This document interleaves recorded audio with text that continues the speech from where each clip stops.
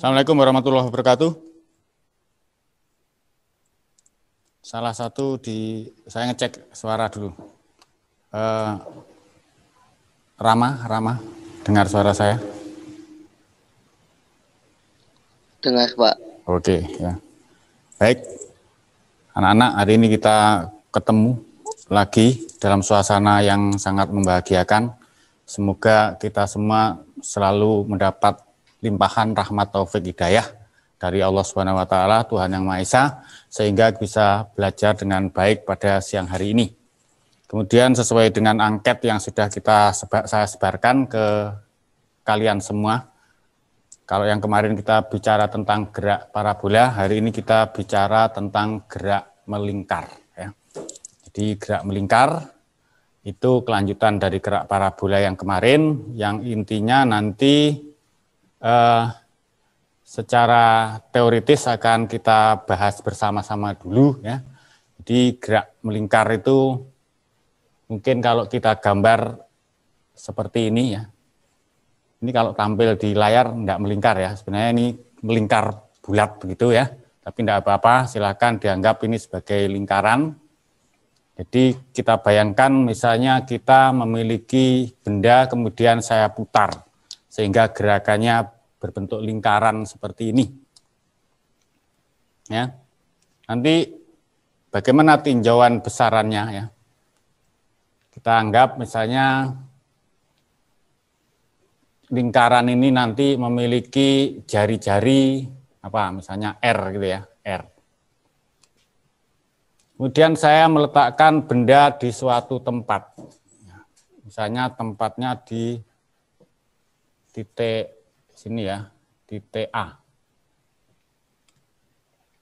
Kalau benda itu bergerak melingkar, maka nanti arah kecepatan gerak benda itu ada pada garis singgung lingkaran itu. Jadi misalnya, ini benda ini bergerak, maka V-nya merupakan garis singgung dari lingkaran. Nah, kalau benda itu bergerak, suatu saat gerakannya sampai di titik sembarang ya, di titik B di sini.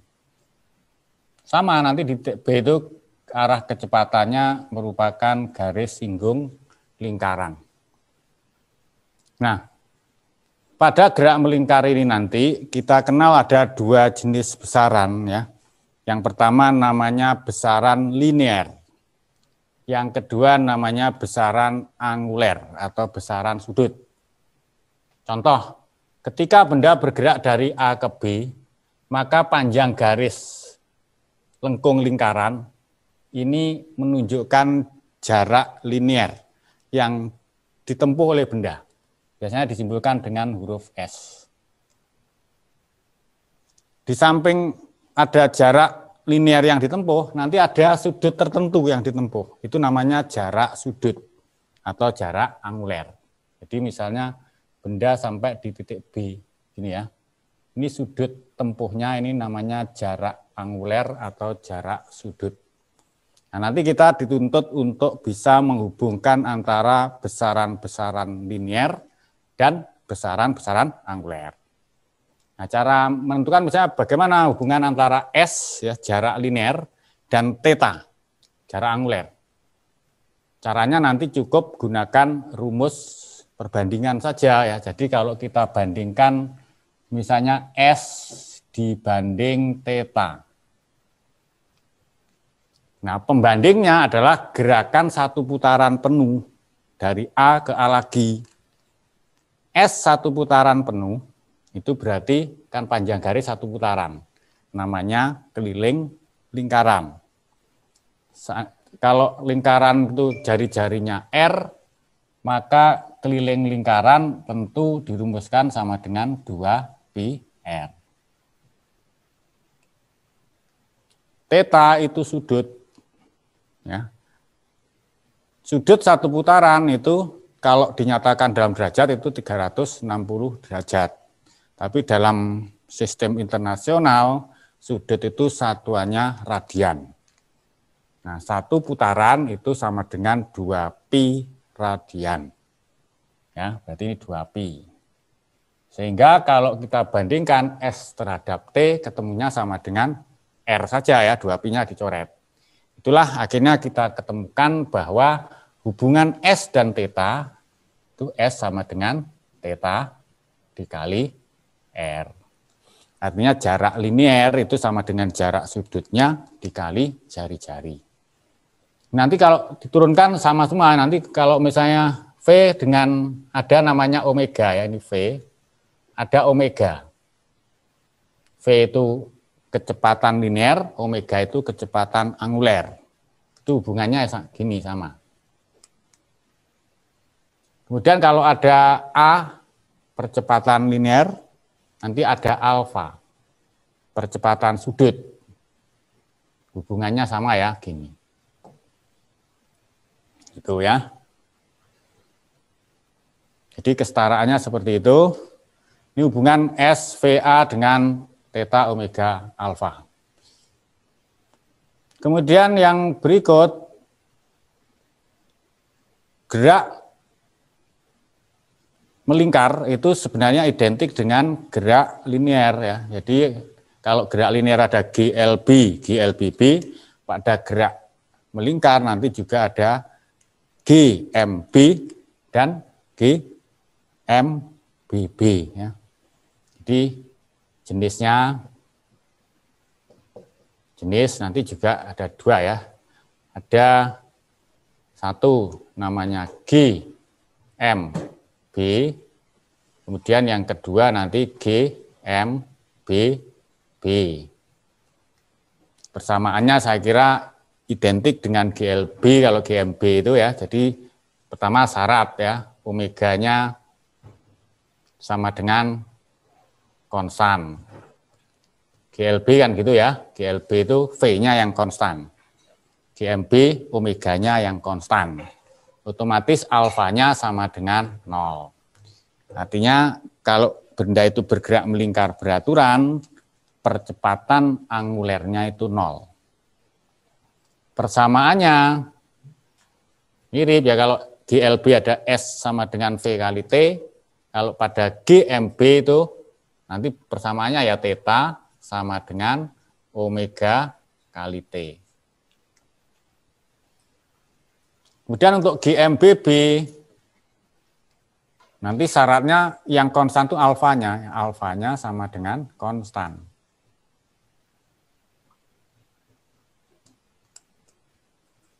Omeganya bergerak berubah semakin cepat atau semakin lambat ya. Berubah secara beraturan. Persamaannya ya sama mirip dengan GLBB ya. θ sama dengan omega 0 kali T plus setengah alfa T kuadrat. Kalau diturunkan nanti omega sama dengan omega 0 plus alfa kali T. Itu. Dan mirip dengan S sama dengan V0T plus setengah T kuadrat.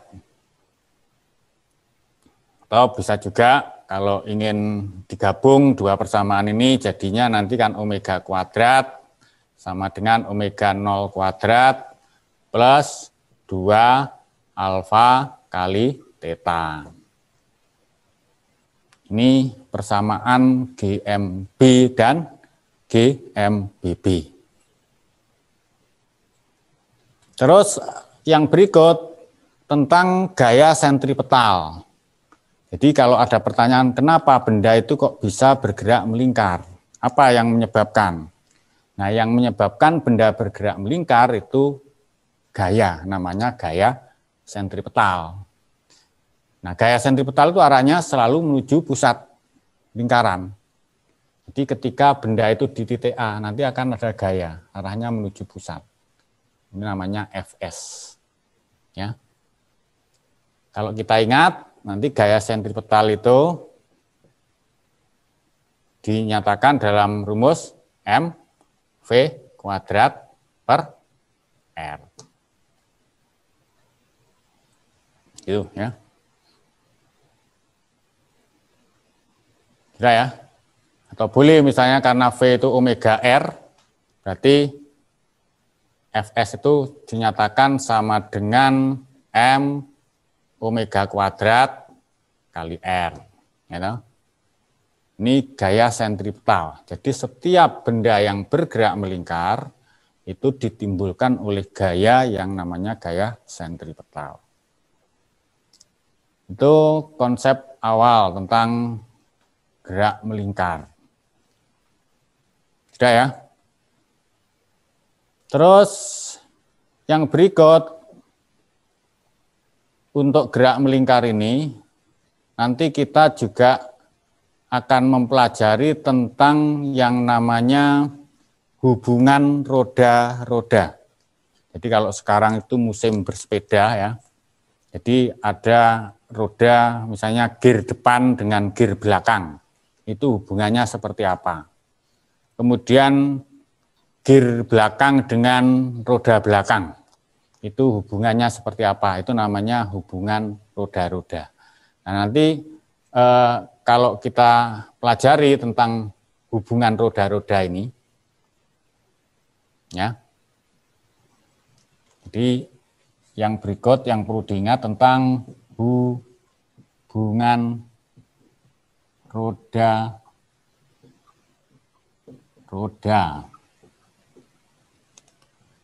Di hubungan roda-roda nanti ada yang pertama hubungan seporos.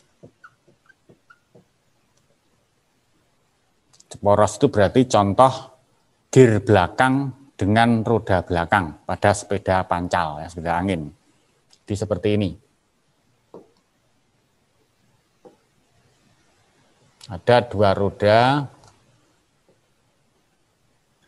Nah ini hubungannya seporos.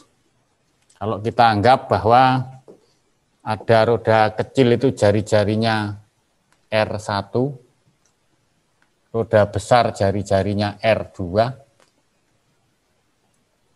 maka secara logika saja, kalau kita anggap atau kita ambil begini ya, masing-masing roda itu saya beri nokta hitam, roda kecil ya, ada nokta hitam di satu titik, roda besar juga, kemudian roda ini berputar, maka nanti nokta hitam itu akan berputarnya seperti ini.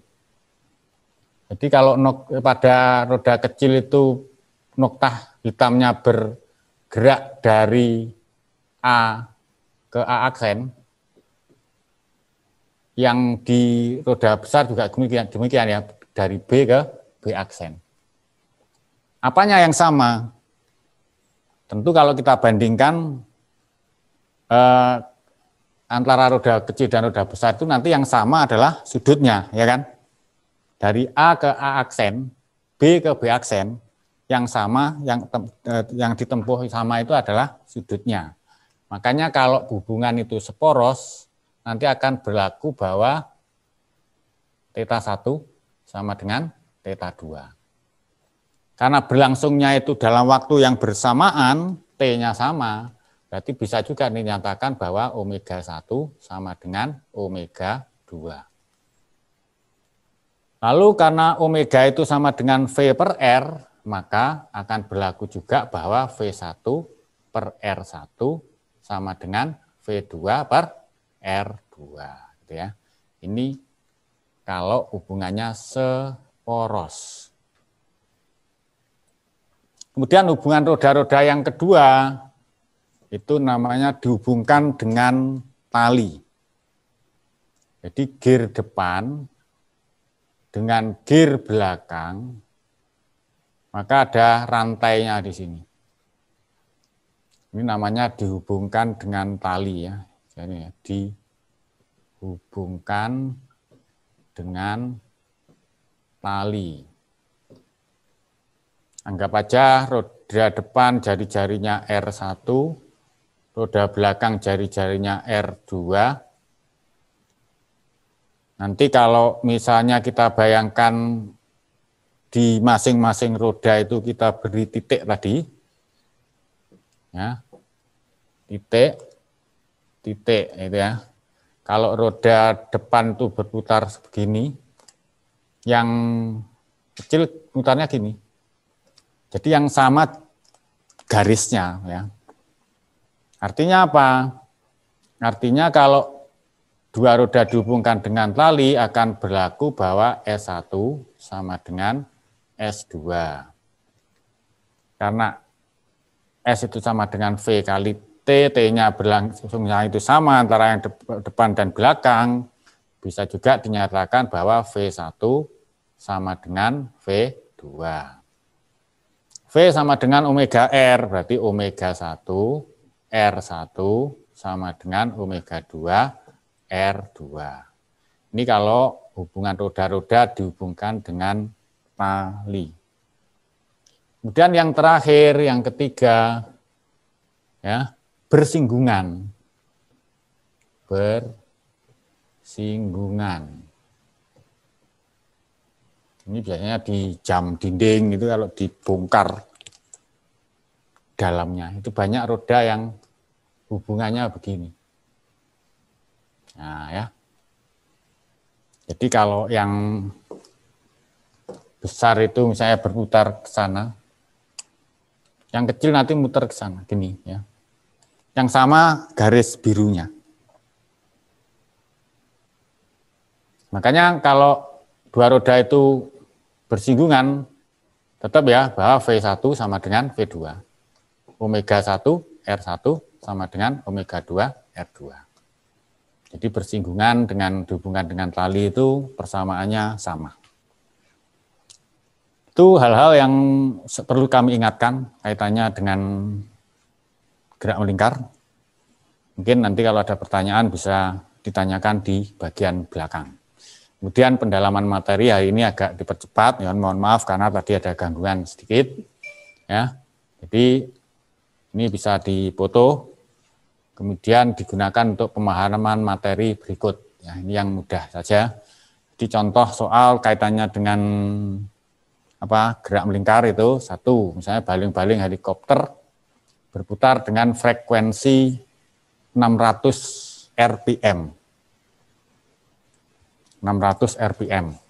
Kemudian jari-jari baling tersebut 2 meter. Hitung satu frekuensi putaran baling-baling dalam hertz. Kecepatan sudut baling-baling. Kecepatan sebuah titik di tepi baling-baling. Frekuensi itu secara matematis itu akan banyaknya putaran tiap detik. Makanya kalau RPM itu kan rotation per minute. Itu sebenarnya realnya RPM itu satuannya omega. Ya. Jadi omega itu bisa dinyatakan dalam satuan, kalau SI unitnya ya radian per second. Tapi bisa juga dinyatakan dalam RPM. Rotation per menit, putaran per menit. Makanya nanti kalau kita konversi RPM, ya, 1 RPM, ke dalam radian per second, berapa sih? Berarti kan satu putaran berapa radian? 2 pi. Ya. 1 menit berapa second? 60. Berarti kalau konversi 1 RPM, ya, putaran per menit dalam radian per second itu, 1 RPM itu sama dengan pi per 30. Itu yang real seperti itu. Dan RPM memang biasanya dinyatakan untuk satuan-satuan dalam kehidupan sehari-hari. Putaran mesin itu dinyatakan dalam RPM. Sudah ya. Nah, menanggapi pertanyaan nomor 1, frekuensi. Dalam hertz itu pengertiannya putaran per detik. Kalau di situ F-nya itu diketahui misalnya 600 RPM, ya, RPM, putaran per menit, ya jadikan putaran per detik. Ya. Berapa? Ya. Gitu ya. Berarti kan 1 menit itu 60 detik, berarti nanti jadinya sama dengan 600 per 1 menit, ya, berarti 60 detik. Makanya kalau ditanya F dalam hertz berapa? Ya ketemunya 10 hertz. Gitu ya. Jadi mudah saja ya. Kemudian kecepatan sudut baling-baling berapa? Nah, kalau ditanya omega, omega itu sebenarnya ya RPM ini, cuma dikonversi aja ke dalam satuan radian per second. Berarti ketemunya, ya ini tadi sudah saya hitung ya, ketemunya berarti 600 dikali pi per 30. Betul ya? Ketemunya seret. 60 dibagi 3 itu 20 kali pi, berarti 20 pi radian per second. Gitu. Kemudian kecepatan, mungkin maksudnya ini kecepatan linier ya, V. Ini hanya mengingat rumus saja ya. V itu berapa? V berarti kan omega kali R-nya. Jadi kecepatan titik di tepi, baling-baling ya. Oh, berarti ketemunya ya 20 pi, R-nya 2 meter. Berarti ketemunya ya 40 pi meter per second. Ini contoh ya, yang pertama kaitannya dengan gerak melingkar. Ya. Oke, kemudian yang kedua juga masih mudah ya. Sebuah benda bergerak melingkar beraturan GMB. Ya, GMB. Dengan jari-jari 4 meter dalam waktu 2 second mengalami perpindahan sudut 1/6 putaran. Kelajuan linear benda tersebut berapa? Ya, kelajuan linear. Berarti sebenarnya kan 1/6 putaran itu sebenarnya theta ya. Theta itu sama dengan 1/6 putaran.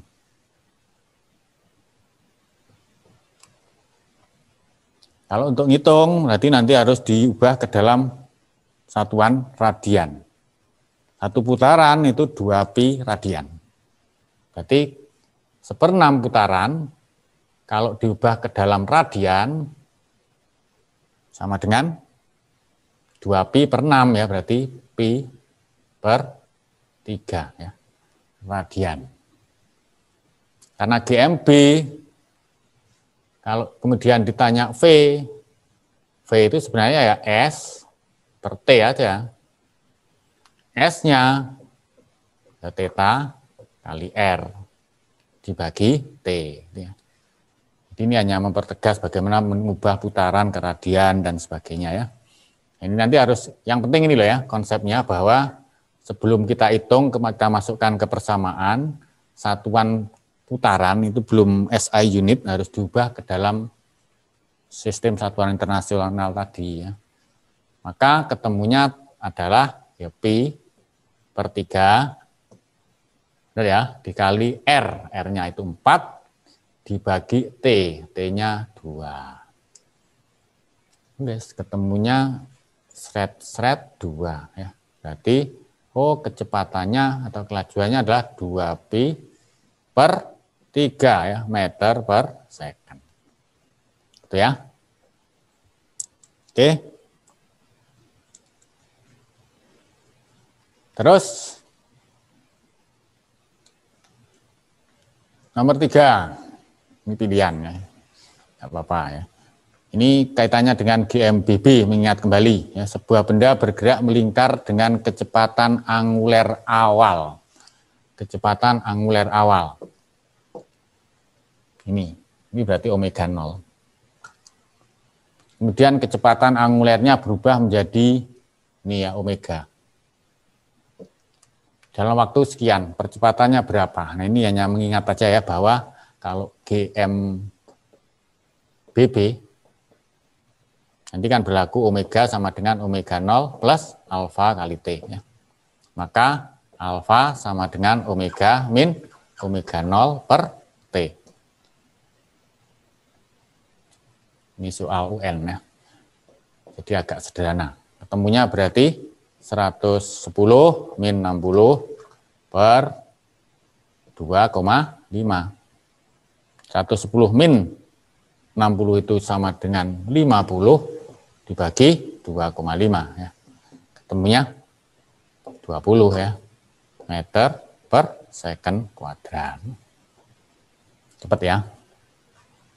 Oke. Terus nomor 4. Ini sudah masuk ke gaya sentripetal. Kalau ada sebuah benda masanya 200 gram diikat pada tali ringan kemudian diputar secara horizontal. Kecepatan sudutnya tetap 5 radian per second. Jika panjang tali L-nya 60 cm, maka gaya sentripetal yang bekerja, nah ini juga mengingat rumus ya.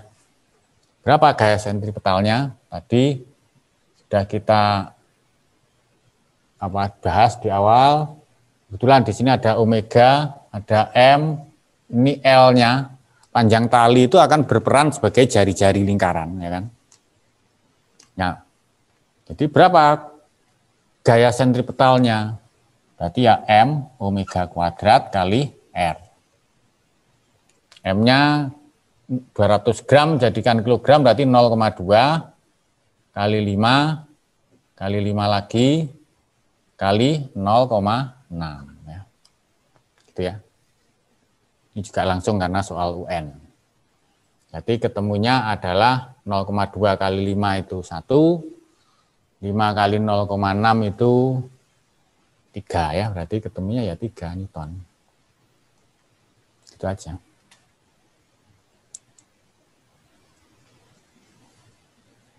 Nanti biasanya pengembangannya, ini T-nya ya, T nanti dikaitkan dengan M dan sebagainya. Ya.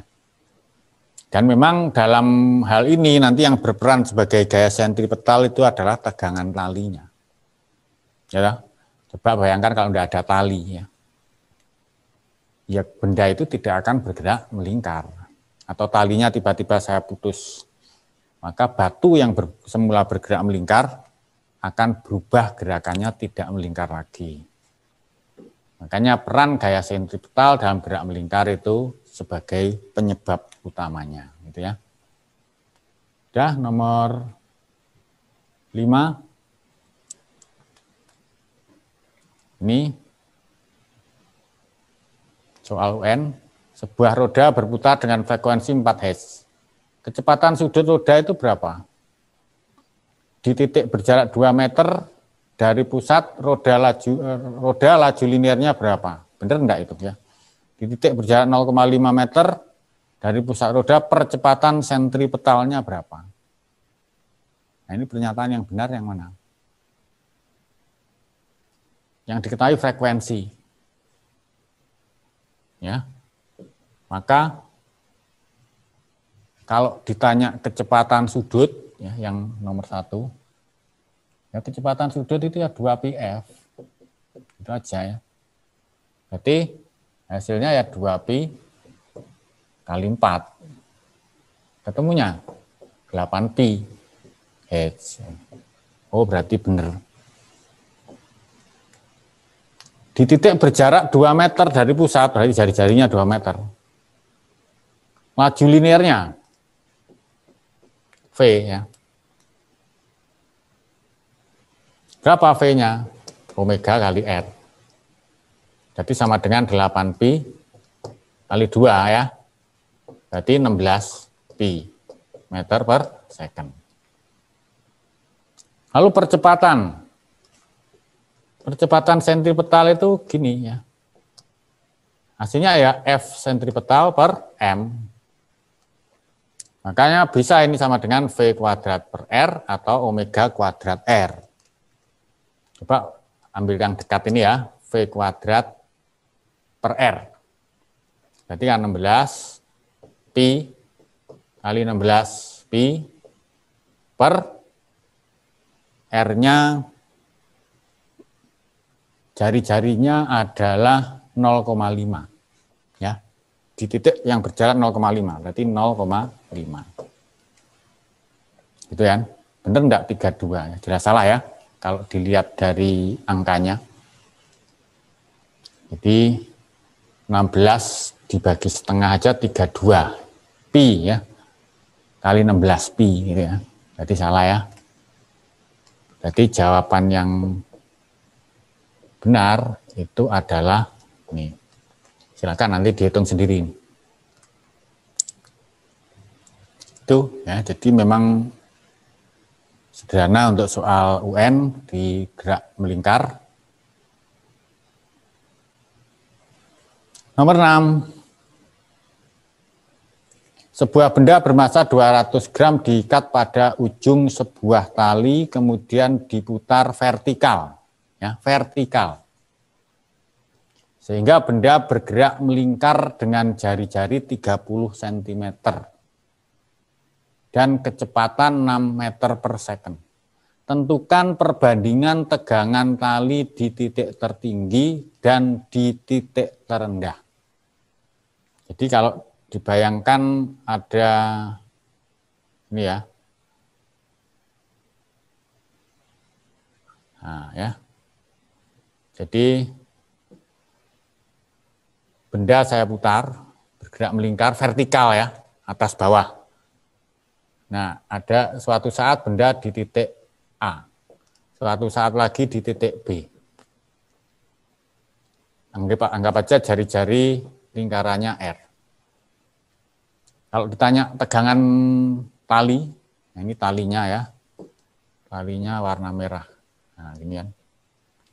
Nanti untuk menjawab soal seperti ini, yang perlu kita kuasai, yang pertama harus tahu gaya yang bekerja pada benda di masing-masing posisi ini. Contoh misalnya benda itu di titik tertinggi, ya, gaya yang pertama jelas yang ke bawah nanti namanya tegangan tali, ya, arahnya menuju pusat.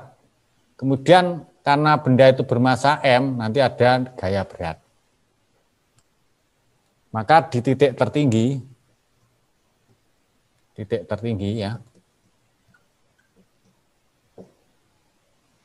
titik teratas, nanti yang berlaku, hasilnya rumusnya begini kan, sigma Fs sama dengan mv kuadrat per R. Nah, yang berperan sebagai gaya sentripetal untuk benda di titik teratas, itu ya gaya berat dan tegangan tali. Kebetulan kedua-duanya sama-sama menuju pusat lingkaran. Maka persamaannya nanti T plus W ya, sama dengan mv kuadrat per R. Itu di titik tertinggi, di titik teratas. Kalau di titik terbawah, bawah ya, beda lagi, nanti tegangan talinya tetap ke atas, tapi gaya beratnya ke bawah. Kalau dimasukkan ke persamaan sigma Fs sama dengan mv kuadrat, berarti persamaannya jadi T min W ya. Kenapa kok T min W ya? Karena T-nya akan menuju pusat, W-nya meninggalkan ya. Berarti T min W kan sama dengan mv kuadrat per R. Yang pertama itu anggap aja T atas, yang kedua itu T bawah. Nah, yang ditanyakan perbandingan T atas dan T bawah.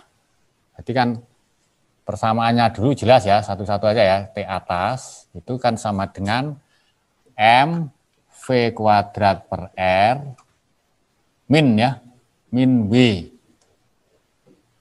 T bawah apa? mv kuadrat per R terus plus W. Nah, gini toh. Sehingga kalau kita bandingkan T atas dibanding T bawah, ini sama dengan, ini MG, M-nya bisa dicoret, saya kira M-nya nanti akhirnya hilang ya. Ini kan M dalam kurung, gini kan, V kuadrat per R, min G. Sudah ya, dibagi M, V kuadrat per R, plus G. M-nya coret. Sudah kan, tinggal masukkan. V-nya diketahui 6. Berarti kan 6 kali 6 per 0,3 min 10 G-nya ya, dibagi 6 kali 6 per 0,3 plus 10. 36 atau 6 dibagi 0,3 itu 20. 20 kali 6 berarti 120 ya. 120 dikurangi 10 ya, T atas per T bawah. Berarti 120 min 10 itu 110 dibagi yang bawah 120 ditambah 10 ya, berarti 130. Maka perbandingan T atas dibanding T bawah ketemunya nanti ya 11 per 13 gitu ya. Logis ya. T bawah tentu lebih besar ya dibanding T atas. Ini. Jadi ini pengembangan gaya sentripetal ya. Jadi yang berperan sebagai gaya sentripetal pada permasalahan ini adalah T dan W.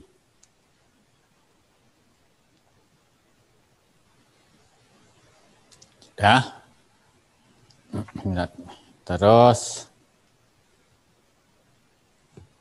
ini juga sering muncul ya, tikungan.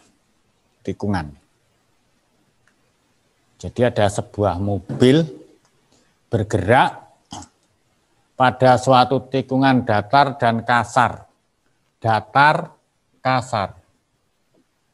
Jika jari-jari tikungan itu 50 meter, koefisien gesekan statis jalan 0,3 dan percepatan gravitasi bumi 9,8 meter per second, tentukan kecepatan maksimum mobil saat berada di tikungan.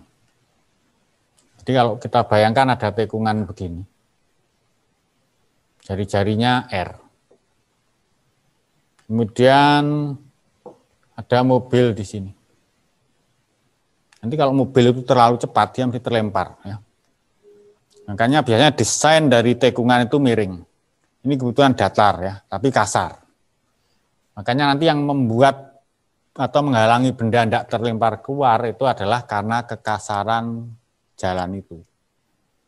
Hingga nanti gaya yang menuju pusat, ini tidak lain adalah gaya gesekan antara roda mobil dengan jalannya. Inilah yang nanti membuat mobil tidak terlempar keluar, tapi kecepatannya harus diatur.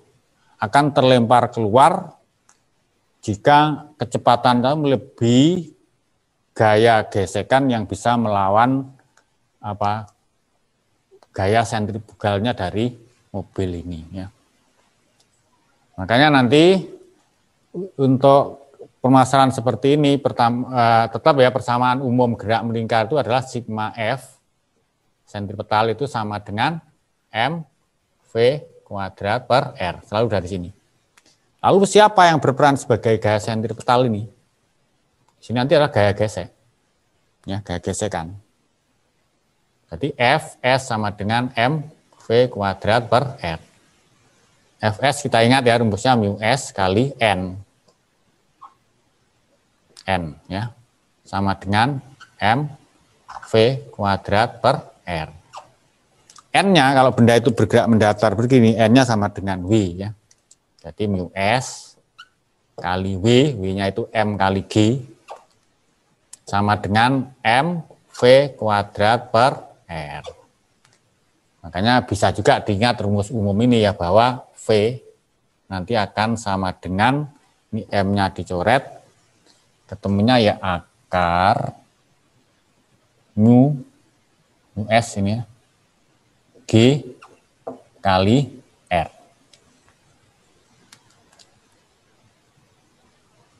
Jadi kecepatan maksimum tikungan datar kasar itu mu GR di akar.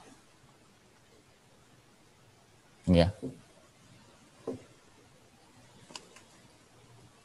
Sudah, tinggal masukkan ya, akar 0,3 kali G-nya 9,8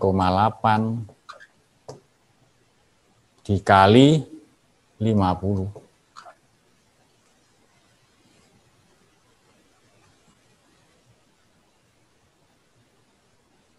Sudah? Jadi nanti ini sebenarnya bisa gini ya.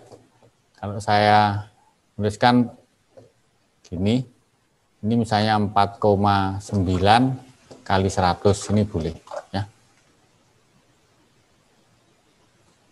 Urutan mikir aja ya.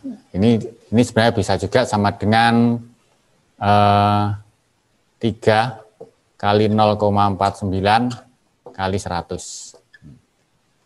Ya toh? Ketemunya berapa? Akar 100 itu 10, akar 0,49 itu 7 ya. 0,7. 0,7. Akar 3 ya. Atau sama dengan 7 akar 3 ya. Meter per second. Gitu. Jadi kalau saya mengingat itu, ini biasanya tekungan datar kasar.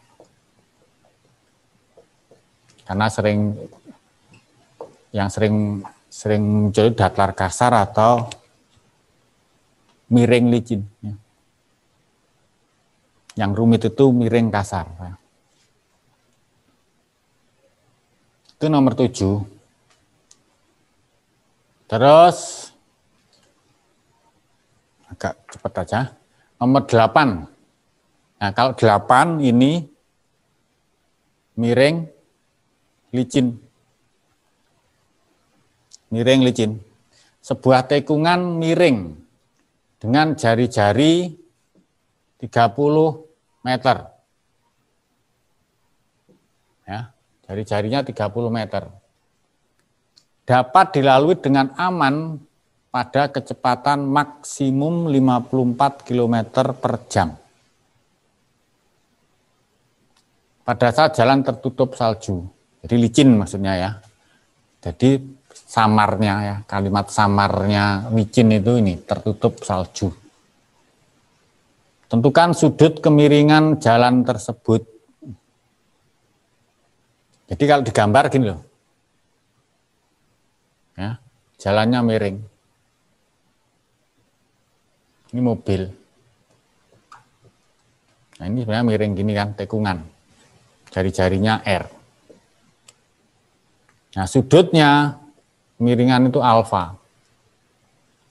Nah, nanti untuk menurunkan persamaan seperti ini, kita gambarkan gayanya ya. Jelas gaya dari mobil itu pertama jelas gaya berat ya, arahnya menuju pusat bumi. Kemudian ada gaya normal, tegak lurus kemiringan ke sana. Nah, ini jelas gaya sentripetalnya kan menuju pusat gini toh. Makanya nanti yang kita uraikan atau yang miring terhadap gaya normal itu terhadap gaya sentripetal itu gaya normal. Sehingga gaya normal itu harus diurai menjadi komponen-komponen gaya normal. Ada komponen yang vertikal sana ya. Ini namanya, kalau kita lihat sudutnya dulu ya, alfa, jelas nanti muncul alfa lagi di sini ya, ini alfa. Makanya komponen N yang vertikal itu adalah N, kita hapusnya ya. N cos alfa. Sementara yang horizontal, yang menuju pusat lingkaran, itu nanti adalah N sin alfa. Nah ya. Tinjauannya seperti itu aja. Sehingga kalau kita masukkan ke persamaan gerak melingkar tadi ya, sigma Fs sama dengan M ya, V kuadrat per R, sigma Fs-nya itu ya N sin alfa sama dengan M V kuadrat per R. Nah, N-nya harus didefinisikan melalui massa ya, biasanya massa ini, W. Nah, yang vertikal kita lihat ya, yang arah ke atas itu N cos alfa, yang ke bawah W. Itu artinya bahwa N cos alfa min W sama dengan 0 ya, karena secara vertikal dia tidak bergerak. Dia ada dua persamaan ya, persamaan 1, persamaan 2. Kita gabungkan, berarti N, sebenarnya N dari persamaan 2 itu sama dengan W per cos alfa. Maka nanti akan muncul persamaan bahwa W, N-nya ini ya, N ini saya ganti. W per cos alfa dikali sinus alfa ini sama dengan M V kuadrat per R. M dengan M dan coret, berarti yang kiri ini sebenarnya jadinya akan G, sin per cos itu tangen, gini, sama dengan V kuadrat per R. Karena yang ditanyakan sudut kemiringan, berarti bisa dari sini ya, tangen alfa sama dengan V kuadrat per GR. Sudah, ini ya persamaan umumnya. Untuk tekungan miring licin. Masukkan, berarti tangen alfa sama dengan V-nya itu 54 km per jam itu berapa? 54 km per jam berarti kilometer dari 1000 per 3.600. Coret-coret ya. Ketemunya berarti 15 ya. 15 meter per second. Nanti V kuadratnya nanti 15 kali 15. Dibagi G-nya pakai 10 aja ya. Kali R-nya 30. Coret-coret 2. Berarti hasilnya 15 per 20 atau 3 per 4. Alfanya berapa? Nah, ingat ya, kalau segitiga siku-siku begini, ini alfa, tangan itu sebenarnya depan per samping. Gini dah. Ini alfa. Berarti kalau ada segitiga Pitagoras seperti ini, alfa ketemunya di 37 ini ya. 37 derajat. Artinya arkes tangen alfa, arkes tangen 3/4 itu adalah 37 derajat. Itu ya, ingat ya, ini Pitagoras ini 3, 4, 5, maka sudut alfa itu 37. Gitu. Atau persamaan ini nanti bisa juga sering dinyatakan begini, V sama dengan akar GR tangen alfa ya. Kalau miring, kalau si tekungan datar kasar tadi kan GR mu ya. Kalau tekungan miring, miring licin GR tan. Oke ya. Udah ya. Nah ini yang sama ya, cuma yang ditanyakan memang tak buat dua ya, yang ini yang ditanyakan V-nya. Berapa V maksimum? Sebuah tekungan miring yang licin memiliki radius ya, 40 akar 3. Jika kemiringan badan jalan adalah 30 derajat dan percepatan gravitasi 10, tentukan kecepatan maksimum yang diizinkan. Kalau lebih dari maksimum berarti terlempar. Berapa V maksimum? Sama ya, tadi ya saya tulis yang terakhir tadi ya, akar G R tangen alfa. Akar 10 R-nya 40 akar 3. Tangan 30 derajat. Setengah, tangan 30 berapa? Seperakar 3 ya. Atau sepertiga akar 3. Biar gampang ini, saya tulis seperakar 3 aja ya, biar bisa dicoret. Ini. Ya. Akar 3 coret, hasilnya berarti akar 400, ya, berarti 20 meter per second. Oke. Udah ya. Yang berikut tentang hubungan roda-roda. Hanya mengingat kembali.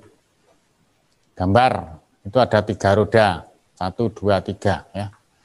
Berputar dengan, jika roda 3 yang ini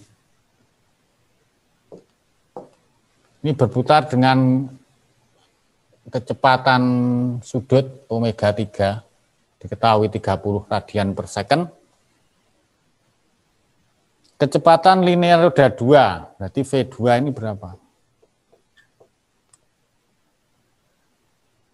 Kalau kita ingat dicari hubungannya dulu ya. 3 dengan 1 dihubungkan dengan tali, maka berlaku persamaan V3 sama dengan V1. 1 dengan 2 seporos ya. Omega 1 sama dengan omega 2. Gitu toh. Datanya ada di 3 ini, omega tapi yang ditanya ya. Kita kan omega kan, omega. Berarti kan V3 itu kan omega 3 kali R3. Ya. Terus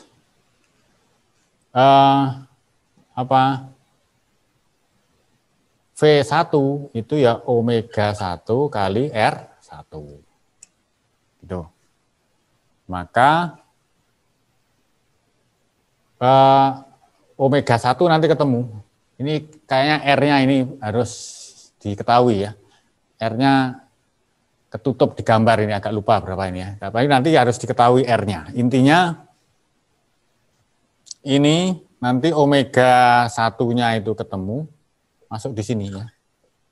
Yang ditanyakan V2. Berarti nanti omega 1 itu sama dengan V2 per R2. Atau V2 sama dengan omega 1, ini R2 ya, kali R2 gitu ya. Itu. R-nya ketutup di sini. Cuma nilainya berapa agak lupa. Ya, yang penting caranya atau hubungannya 1 dan 3 itu seperti ini dengan tali, ini seporos. Itu yang nomor 10. Yang terakhir itu nomor 11. Ini terakhir.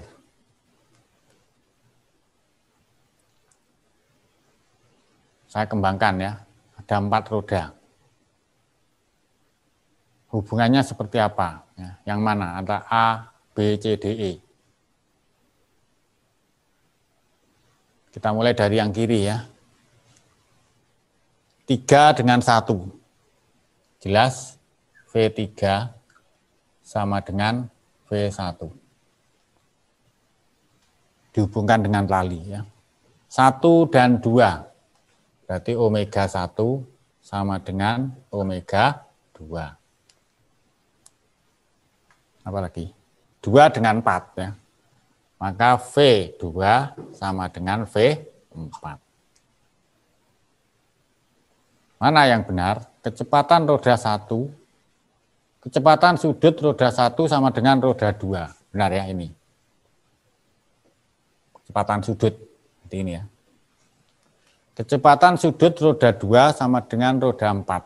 2 dan 4 itu bukan kecepatan sudut yang sama, tapi kecepatan linear. 1 dan 3. yang sama V-nya, bukan kecepatan sudut. Kecepatan linear 3 dan 4 jelas tidak sama karena tak terhubung langsung ya. Jadi jawabannya yang A. Itu ya, jadi kesimpulannya untuk hari ini untuk gerak melingkar itu yang pertama ada persamaan umum GMB, GMBB, yang kedua ada gaya sentripetal. Nah, yang berperan menjadi gaya sentripetal pada benda yang bergerak melingkar itu banyak jenisnya ya. Bisa tegangan tali, tadi tegangan tali dan gaya berat. Kemudian pada tekungan tadi ada gaya gesekan, itu berperan sebagai gaya sentripetalnya. Ada gaya normal bahkan ya. Itu. Kemudian yang terakhir, yang tren sekarang itu hubungan roda-roda ya. Jadi kalau kita bersepeda pancal, itu kalau naik itu bagaimana ya? Roda gear belakangnya harus besar apa kecil? Gear depannya besar apa kecil, itu kaitannya dengan hubungan roda-roda ini. Ya. Sepeda pancal yang mahal dalam tanda petik itu biasanya ada peran di gearnya ya, jenis gearnya.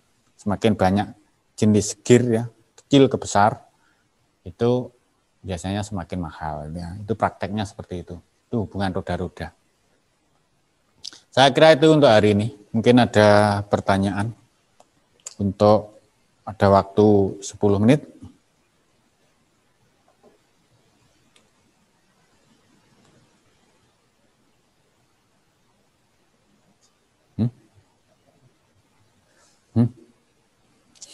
Udah, nggak ada?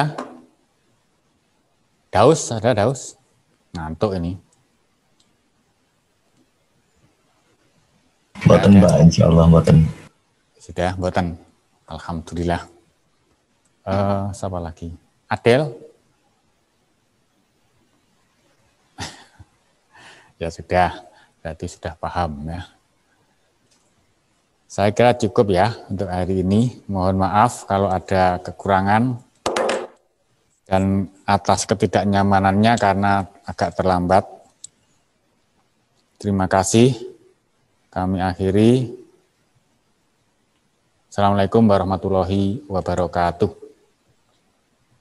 Waalaikumsalam, terima kasih Pak. Salam warahmatullahi wabarakatuh.